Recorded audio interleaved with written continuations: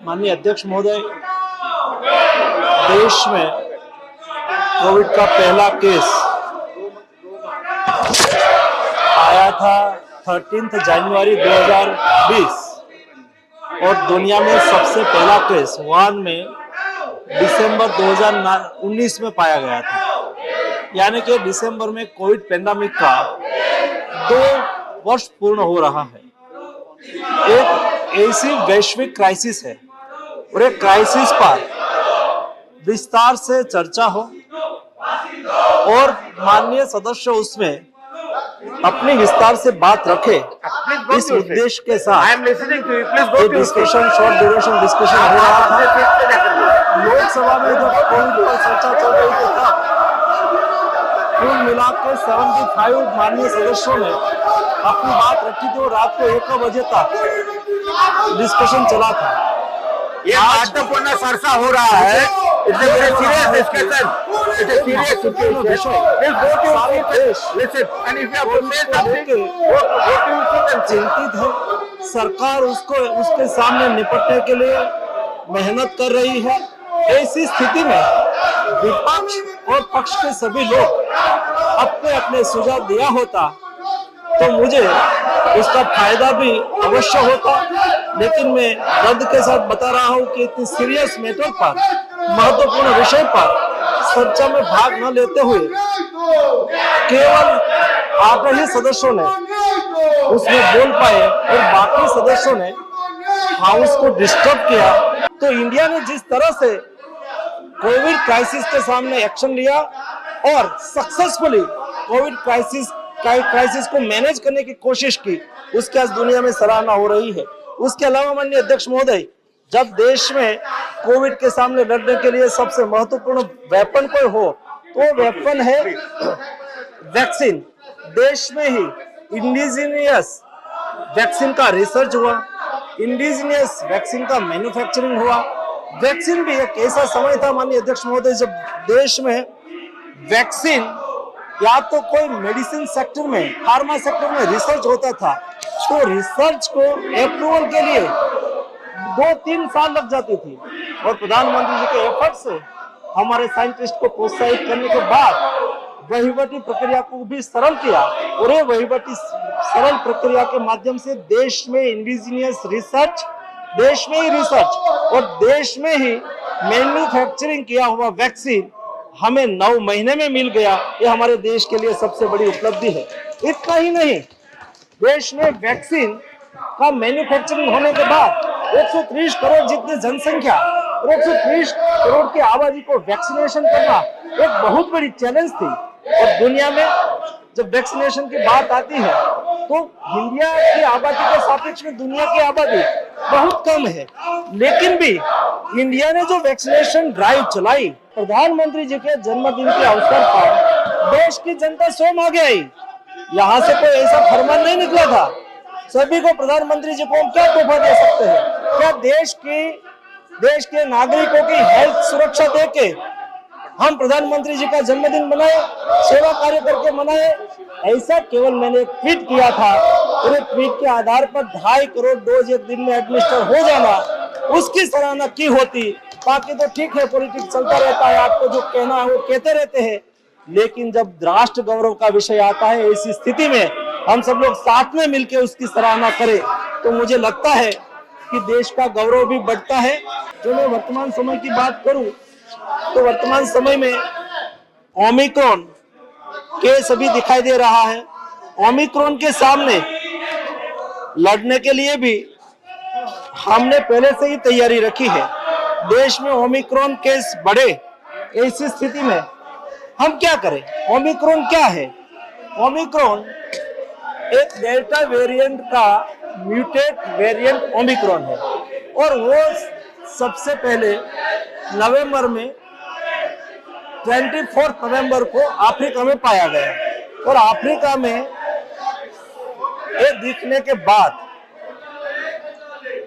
और कंट्री में बोत्सवाना और अदर नॉर्वे वगैरह कंट्री में भी ये वेरिएंट दिखा और ये वेरिएंट देखने के बाद WHO ने उसको वेरिएंट ऑफ कंसर्न डिक्लेयर किया। क्योंकि ये वेरिएंट क्या बिहेवियर करेगा, कैसे फैलेगा, उसके पर वैक्सीन की इफेक्ट होगी कि नहीं होगी, उसका भी अभ्यास करना आवश्यक होता है।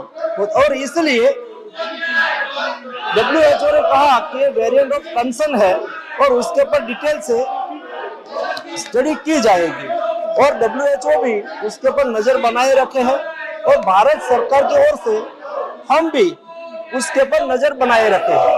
भारत में आज वर्तमान समय में 161 केस पाया गया है और जैसा केस दुनिया में दिखने लगा तो तुरंत ही देश में वेरिएंट स्प्रेड ना हो, उसकी सुरक्षा के लिए भी भारत सरकार की ओर से सतर्कता रखी गई।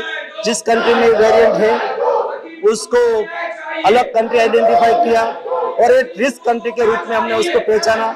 वहां से आने वाले कोई भी ट्रैवलर उसको रैपिड टेस्ट हो, रैपिड RT-PCR टेस्ट एयरपोर्ट पर ही हो, उसके बाद घर पे जाए, घर पे जाने के बाद भी वहां वो 7 दिन तक आइसोलेट रहे, आइसोलेट रहने के बाद 7 दिन के बाद फिर से वो टेस्ट करवा ले। ऐसी SOP हमने डिक्लेयर की। मैंने स्वयं सभी स्टेट के साथ बातचीत की। मेरे सेक्रेटरी हेल्थ ने आज तक 3 बार ये वेरिएंट के संदर्भ में सभी स्टेट गवर्नमेंट को इंफॉर्मेशन मिले उसके लिए बातचीत की। रेगुलर एक्सपर्ट टीम के साथ हम बैठ के दुनिया में क्या स्थिति है, देश में क्या स्थिति है, एक वेरिएंट की क्या इफेक्ट हो रही है, वैक्सीनेटेड लोगों पर क्या इफेक्ट हो रही है, अनवैक्सीनेटेड लोगों पर क्या इफेक्ट हो रही है, ये सारी स्थिति का हम डे टू डे आकलन कर रहे हैं। जैसे भविष्य में हमने फर्स्ट और सेकंड वेव के दरमियान जो सीखा है उसके आधार पर भविष्य में देश में वेरिएंट फैले तो दिक्कत ना आए, इसलिए पर्याप्त मात्रा में सभी स्टेट के पास मेडिसिन हो। मेडिसिन होने के लिए हमने कोविड पैकेज 2 में, ECRP पैकेज 2 में प्रावधान किया था और सभी स्टेट के साथ फॉलोअप लेके डिस्ट्रिक्ट लेवल पर, स्टेट लेवल पर और सेंट्रल लेवल पर महत्वपूर्ण मेडिसिन है। ये मेडिसिन की बफर स्टॉक की हमने ऑलरेडी व्यवस्था कर ली है। ये बफर स्टॉक भविष्य में जो केस बढ़ेंगे तो बफर स्टॉक का उपयोग किया जाए और आने वाले दिनों में इस क्राइसिस में हमें दिक्कत ना हो, ये भी हमने व्यवस्था करके रखी है। पर कभी पॉलिटिक्स करना चाहते भी नहीं है।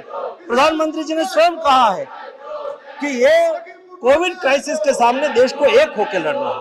उसमें कई विषय होता है जहां पॉलिटिक्स करे हो सकता है, लेकिन एक लोगों की जिंदगी के साथ जुड़ा हुआ विषय में भी हम पॉलिटिक्स करना शुरू करें। देश में जो मैंने बताया, यहाँ आज 161 केस रिपोर्टेड हुए हैं और ये केस अलग अलग स्टेट में अलग अलग है। राजस्थान में है, गुजरात में है, महाराष्ट्र में है, कर्नाटका में है, उत्तर प्रदेश में है, दिल्ली में है, चंडीगढ़ में है। सभी जगह पे आज कोविड केस रिपोर्टेड हुए हैं और ये कोविड केस रिपोर्ट करने के लिए और ज्यादा टेस्टिंग करने के लिए, जीनोम सीक्वेंसेस बढ़ाने के लिए 38 लैब आज काम कर रही है। पर मंथ 30,000 जीनोम सीक्वेंसेस की कैपेसिटी आज देश ने हासिल कर ली है।